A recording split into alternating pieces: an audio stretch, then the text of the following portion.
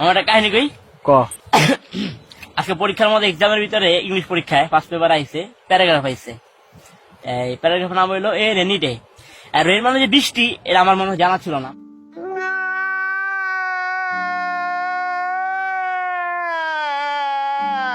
আমি ভাবছি কি ক্লাস রুটিন।